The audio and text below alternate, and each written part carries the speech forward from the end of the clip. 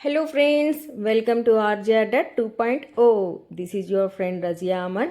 Let's get ready for today's motivational story.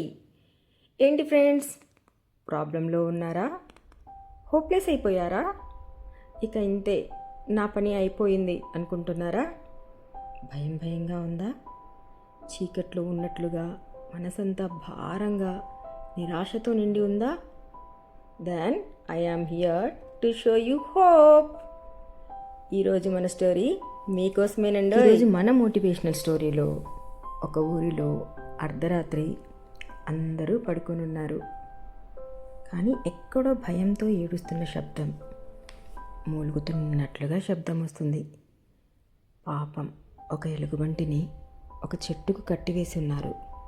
ఆ ఎలుగుబంటి అంత చీకట్లో కూడా అటు ఇటు చూస్తూ భయంగా ఎప్పుడు ఏమవుతుందో అని మూలుగుతూ ఉంది.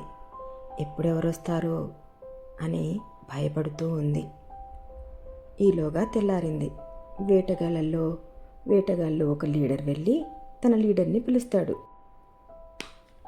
ఈలోగా రావాల్సిన టీం లీడర్ రానే వచ్చాడు.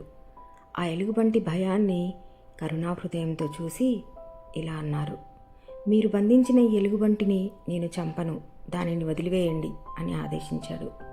ఆ ఎలుగుబంటిని వదిలేయగానే అది ఎంతో ఆశగా, ప్రేమగా, ధైర్యంగా ఆ లీడర్ వైపు చూసింది.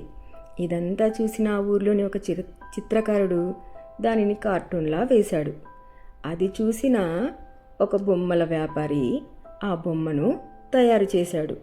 ఆ చిత్రకారుడు ఎలా గీశాడో అదేవిధంగా ఒక గుడ్డ బొమ్మతో అందులో దూదిని నింపి ఒక బేర్ రూపాన్ని తయారు చేశాడు.